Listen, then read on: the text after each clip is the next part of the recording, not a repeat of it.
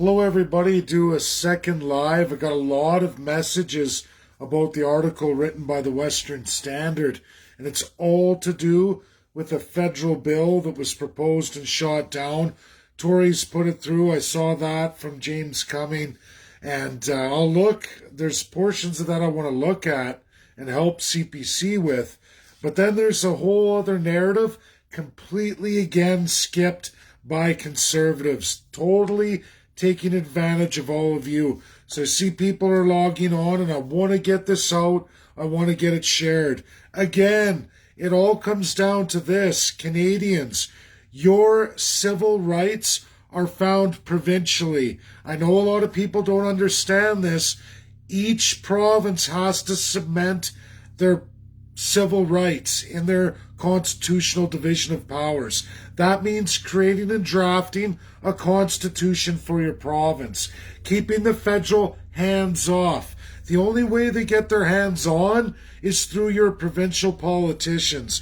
Don't ever kid yourself. There's no other rhyme or reason for it. Now listen, and I can just prove this into the hardest province who won their provincial civil rights. I live in it. It's Alberta. Right here in Canada, the province of Alberta.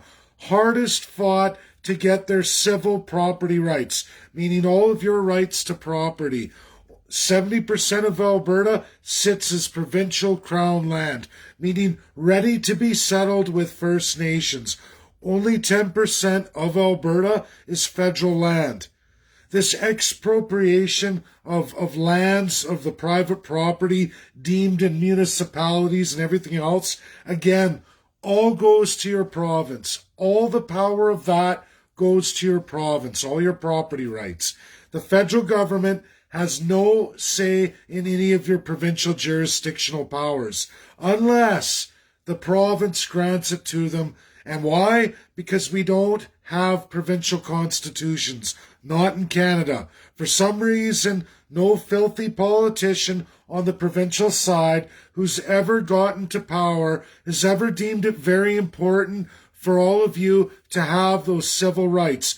2/3 of all the rights inside Canada belong to the provinces. That is our constitution. Not very much different than the constitutions you'll find in the United States that are attached to the federal constitution, but each state has enshrined all of its civil rights, all of its division of powers into those states. The same for Russia. We don't have that in Canada. There shouldn't even be federal bills being tabled to do with anything to do with your private property. It's supposed to all be provincial. How would they get to this point?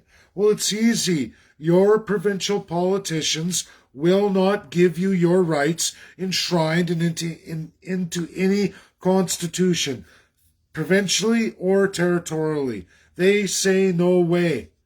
They don't want to give it to you. It's why you're going through firearms. Firearms, the biggest thing with firearms, they should all be under division of powers, provincial.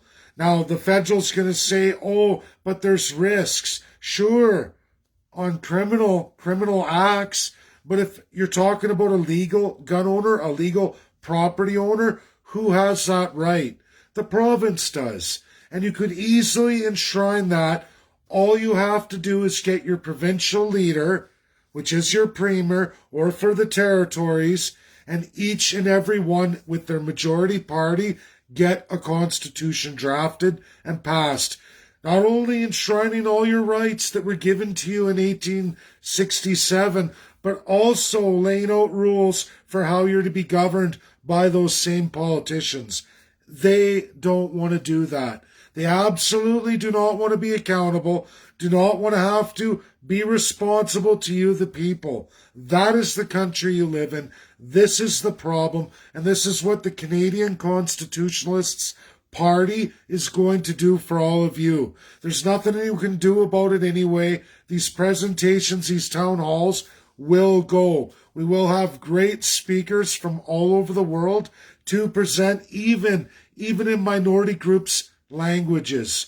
You're going to get to see this in English. You're going to get to see this in almost every language in Canada. First Nations is an issue. I'm going to have to work with the First Nations to bring that on board, which means finding First Nations lawyers in their natural languages and to customize for the natural law through smudge and song and work that out. I'm not there yet. That's quite a bit down the road. Not lost or forgotten. It is on the agenda, but we're working through our party little by little, and we're getting there. We still have to go out to many other provinces, and we have to get the support of other provinces, as in signature drives in other provinces. I will be doing that just as soon as I get my job and I get out of this province and I get to Ontario. I will be doing this through Ontario and Quebec.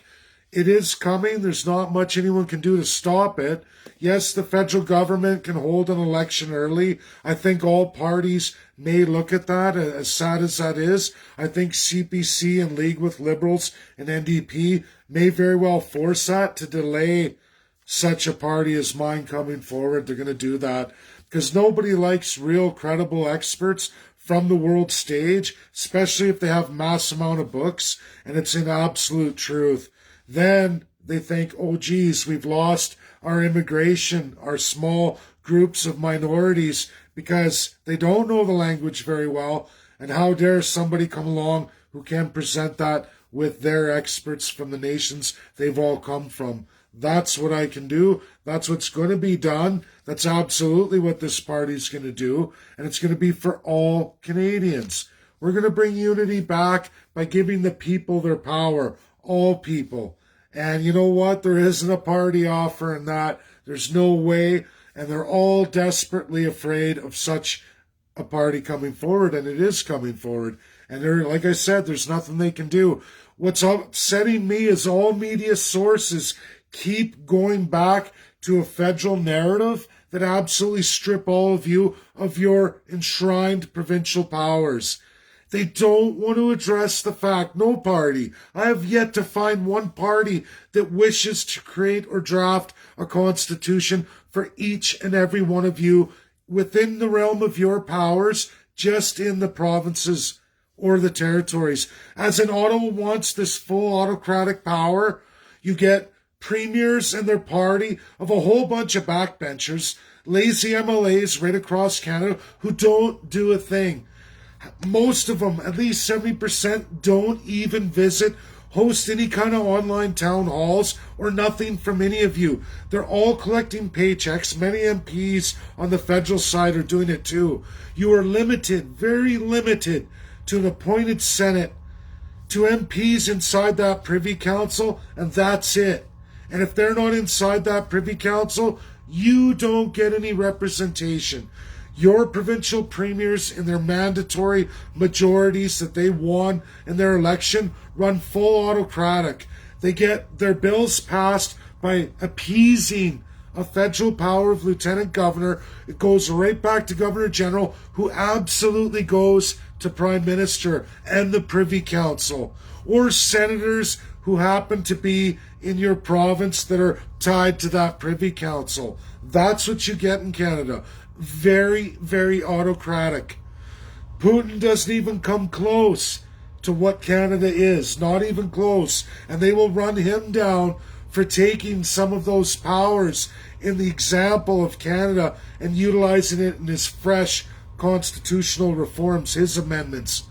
And he took some powers from Canada. Absolutely. Such a great example, an autocratic example. Now, Putin took those for his federal narrative, but he absolutely hasn't stripped his 85 regions of any of their divisions of powers, which get 2/3, no different than the United States. You don't even have that, Canadians, not in any province or any territory. You sit here, you read stories, you share stuff, people make narratives even in Western concept media or would-be independent groups, but yet they don't want to address the autocracy. They're willing to go forward with the absolute autocracy and never enshrining any of your civil rights, any of the powers of we the people, and to give you the people the power to outline how you're to be governed, what's acceptable and what's not, what you expect of every role of government, Wouldn't that be a change? Wouldn't it be great if you, the people, had a set of rule books called a provincial constitution, and we were able to amend the federal constitution to outline a set of rules that, listen, Mr. Politician, Miss Politician, man or woman, you will follow the strict guidelines. We have all these checks and balances in place, and if you do not, you will be held accountable to the law, to a T, and we will get you if you don't. But we don't have that in Canada. We haven't had it for a very long time. We're still running in an age-old system of Age of Empires, but that doesn't exist anymore. All that exists is radical autocrats, despots, and truly awful human rights violating countries. Countries that all of your politicians are absolutely in bed with.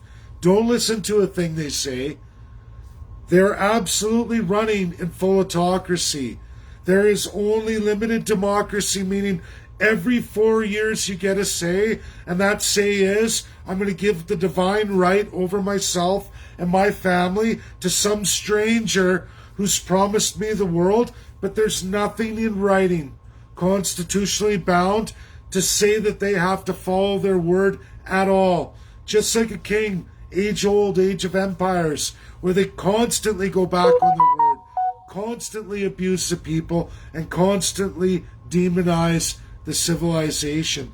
That's what's happened to all of us. That's what we're going through right now. And it will only get worse as the world changes to a better place, and it is absolutely Canada that goes backwards, follows the despots of today. That's what we are, and that's where we're going. Thanks, everybody. This is another video today. Sorry to hit you with it. Just so many messengers on the Western Standards news article on conservatives fighting with a bill over federal civil rights. No such thing, Canadians. Zero. And the more people talk about it, the more you're going to transfer that power to a central system. You might as well say to Toronto and Montreal. Sorry, that's how it is. Doesn't matter where you live. That's what you're embracing when you allow media groups, doesn't matter where they're from, to write these stories or let federal politicians give you this narrative. It is unconstitutional. Start fighting back. Start addressing your provincial politicians. Start demanding the 2/3 of the rights enshrined in our federal constitution that they won't mandate for you. Why is that? Get on them. Get busy. Follow this party. We're going to outline that. For the provinces, for the federal, and absolutely for any province who can't get that done. If you can't get a party to do that, we're going to promise independence for you too. That includes Quebec, Alberta, Saskatchewan. Any party that wishes to look at that, you will get that narrative too. All at the same time. We either, one, fix Canada, two, we fix all the provinces and enshrine those rights, or three, we start separating provinces. Just like that, all at the same time. It's really up to all Canadians who you're going to go for, who you're going to follow, and what do you want to get achieved and done. Because if you can't get this done federally, and everyone's happy with that centralization and that Ontario and Quebec, then we're going to roll out provincial constitutions too. And if the provinces can't get that done, then I guess it's going to be the rollout at the very same time of independence for those who want it. And that's what we're going to give. That's going to be the tremendous gift. The gift of the work that nobody wants to do for you. Giving you the power of the people to make that determination. And just hang on for a ride. It's coming. It's going to take these months to build it, but it's coming. It's coming quicker than they're going to get it done. That's for sure. Thanks, everybody. Bye now.